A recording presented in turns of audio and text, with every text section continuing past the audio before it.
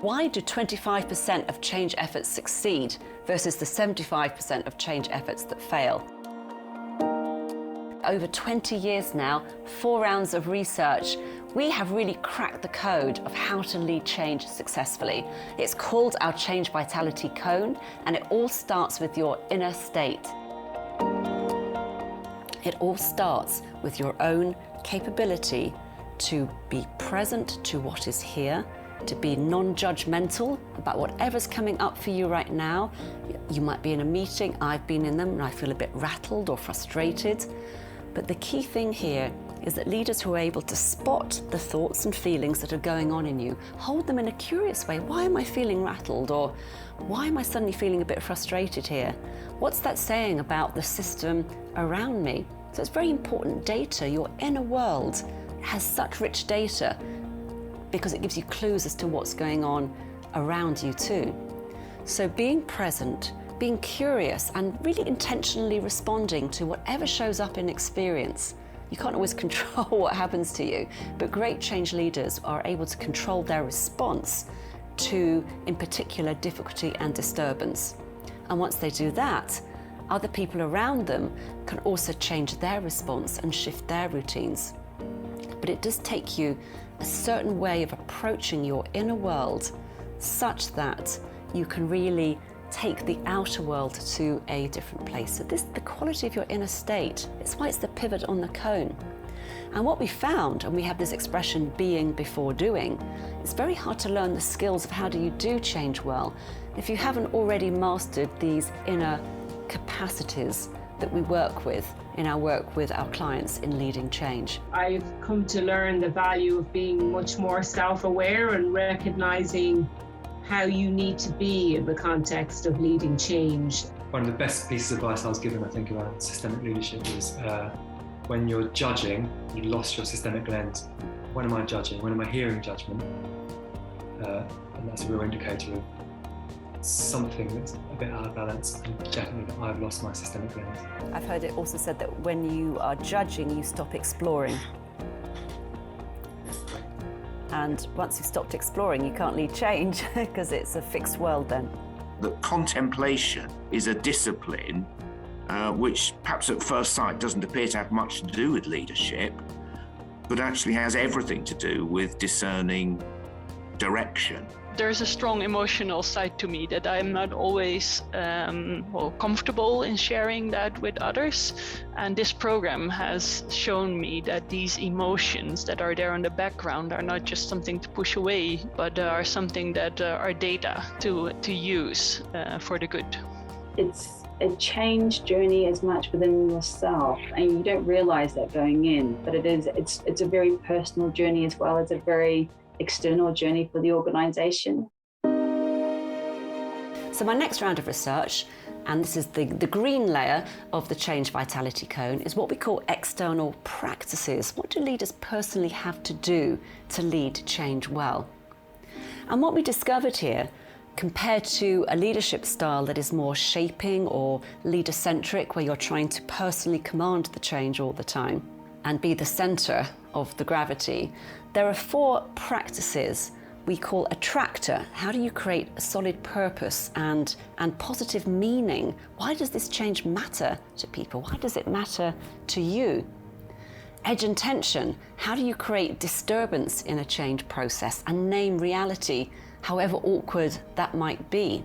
So people who can talk straight, spot the unhelpful routines, is what we mean by edge and tension. But also you have to make it psychologically safe. Change will stir up all kinds of emotions in yourself as well as other people. And of course, your emotions as a leader are contagious across the organization. So we have this 3rd leadership practice called container.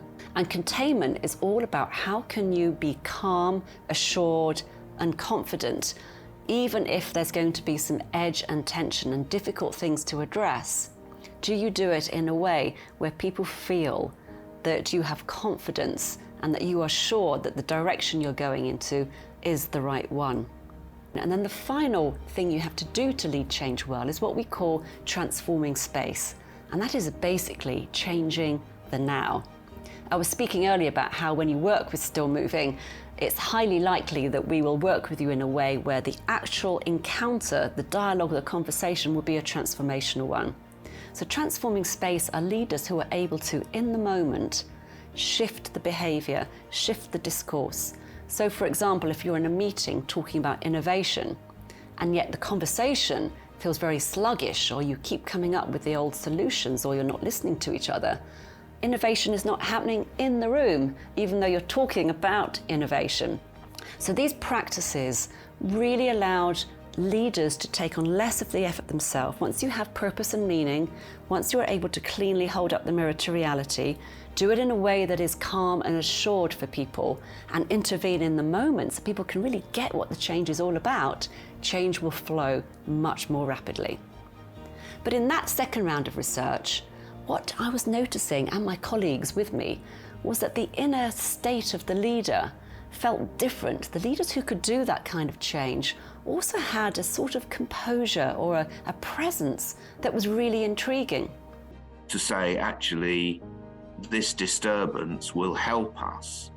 We're now getting in touch with the deep feelings that are around in the organisation, in the system, and they are very real, and it would be foolish to ignore them.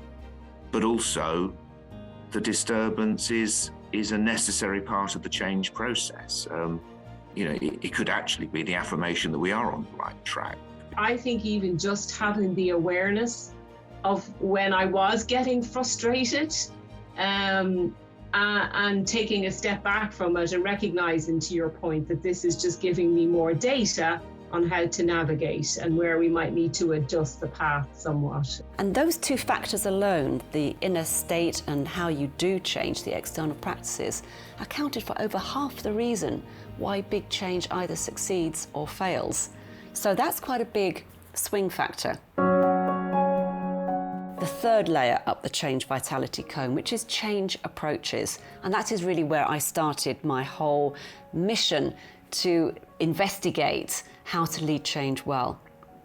Because there are many, many different ways of doing change. Some change, or some leaders assume that change can be quite simple and straightforward and linear, and you have a program management approach. You need to go from A to B, and then how do you get between there? But sometimes people assume, well, actually, it's a bit more complex like that. It's a bit messy. It's a bit more emergent. It's not necessarily going to be that predictable or planned. So we have 4 different ways of looking at how to approach change. And particularly, we look at the role of emergent change in today's world. How can you approach change in a way that is more organic, that has more of an ongoing nature to it? And really, all the leader needs to do is give up control and command, and instead have a very loose intention for the change, and then prescribe a few sort of hard rules, the boundary conditions within which people can innovate, and then let the change flow. And in so many times now, in worlds where you never quite know what the answer is going to be, because after every 3 months you might need to do something else, having a more step-by-step emergent approach to change makes sense. And it not only makes sense, our research shows that in change where you're trying to get rapid change that is sustaining, it is the most successful approach to change, particularly if you're wanting to work at pace. But it is a bit scary because leaders have to give up control, particularly over the outcomes.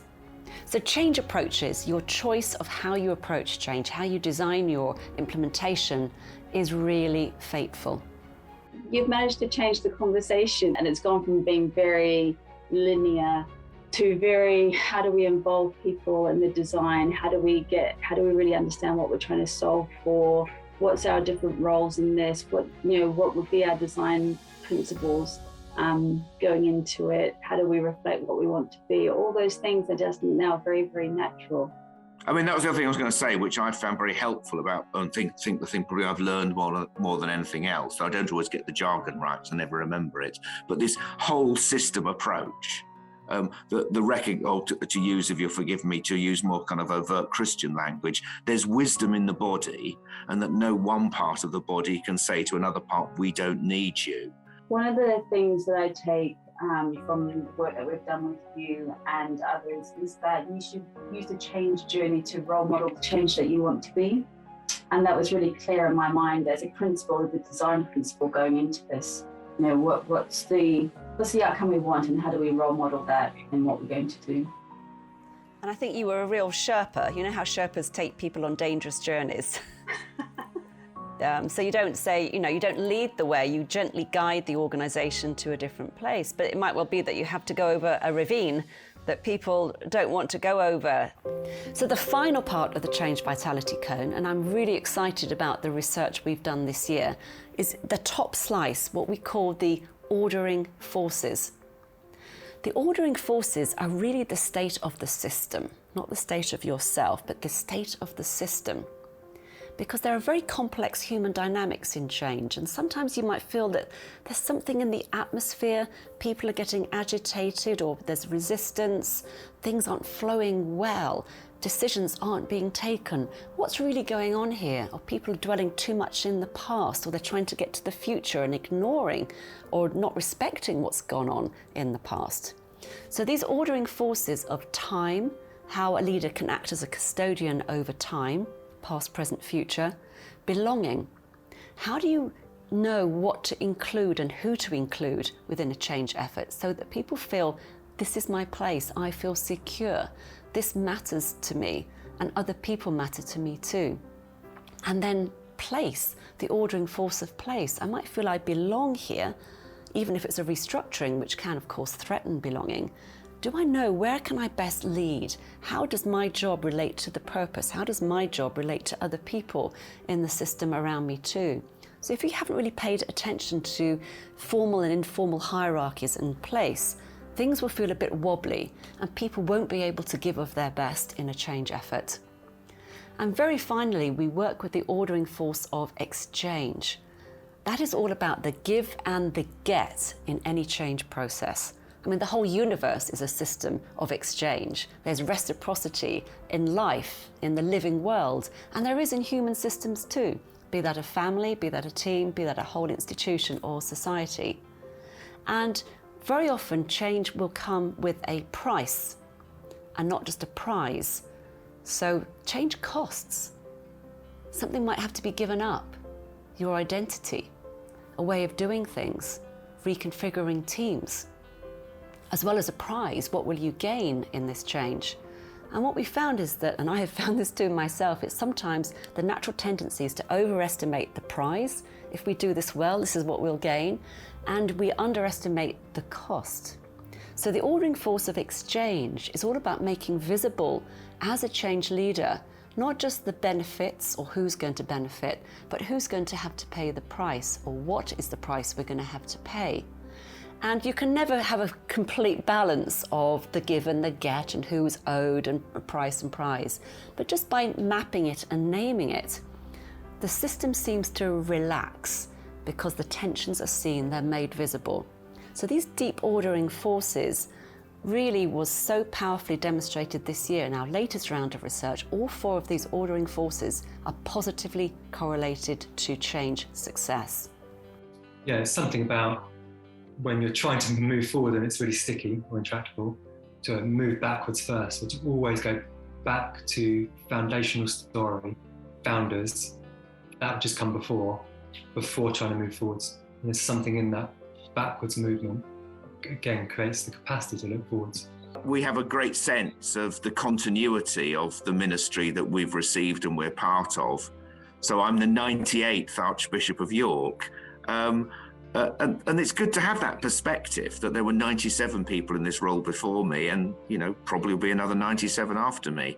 I find that incredibly helpful to put myself in a greater perspective. It saves me from the tyranny of the now and the tyranny of the urgent, and I think enables me to focus on what's important, and also to recognise that actually the challenges that I'm facing are so similar to the challenges that my predecessors faced. Recognition of the need to do something different for our people, but recognizing that I had to be aware of, for partners in the firm in particular, which were a key group to kind of help enable this change, what their reference was, what history they had, grown up in, how they felt about it, how, where was I positioning myself. So your own inner state, how you are in command of your mental and emotional response to experience, what do you need to do as a change leader to show up well, to lead to effective change, how you approach change approaches, and then how do you pay attention to the system around you. These 4 factors make up change vitality. It's a holistic approach to change. Everything is interconnected in our framework as well. So, in order to get more effortless change, it does require a bit of effort, but we have found that by paying attention to these 4 factors, you do get more chances of successful change. I used to work at Pepsi, and it was like the successful ingredients that go into a great can of Pepsi. This Change Vitality Cone, we hope, has the recipe, in a sense, or the signposts for you on how to lead change well.